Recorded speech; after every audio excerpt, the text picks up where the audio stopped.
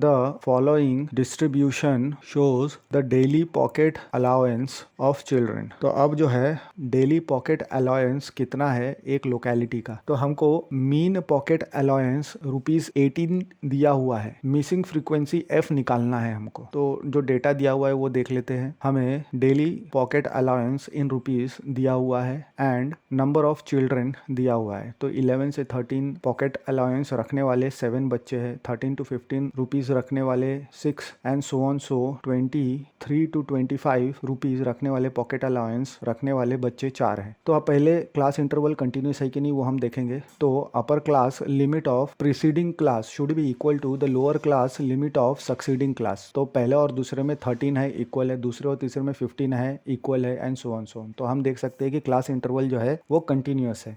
तो class mark xi is equal to upper class limit plus lower class limit upon 2 हमको मिल जाएगा और इसे हम टेबल में लिख देंगे। फिर उसके बाद हमको डेविएशन जो है वो अज्यूम करना है, वो हम a से अज्यूम करेंगे। क्लास इंटरवल अगर ऑड है तो डायरेक्टली हम बीच वाला xi ले लेंगे। अगर number of class interval even है तो हम डिवाइड बाई 2 करके जो भी पोजीशन आएगा उसका xi का वैल्यू हम a अज्यूम कर लेंगे या उसके नेक्स्ट वैल्यू हम a अज्यूम कर लेंगे। तो ऑड के लिए सीधा सेंटर वाला एंड इवन के लिए दो में से कोई भी एक। फिर उसके बाद di is equal to xi minus a भी हमको निकालना है। तो सबसे पहले वैल्यू पुट करेंगे, उसके बाद हम xi की वैल्यू निकालेंगे upper limit plus lower limit divide by 2। तो हमें अलाउंसेस दिया हुआ है वो हम लिख लेंगे। फिर उसके बाद नंबर ऑफ चिल्ड्रन जो ये रिस्पेक्टिव अलाउंसेस लेते हैं वो दिया हुआ है, वो डेटा हम लिख लेंगे। फिर xi निकालेंगे तो पहले क्लास इंटरवल के लिए 11 प्लस 13 डिवाइड बाई 2 यानी 12 मिल जाएगा। 13 प्लस 15 दूसरे क्लास इंटरवल के लिए डिवाइड बाई 2 14 मिल जाएगा एंड सो ऑन सो। फिर उसके बाद हमको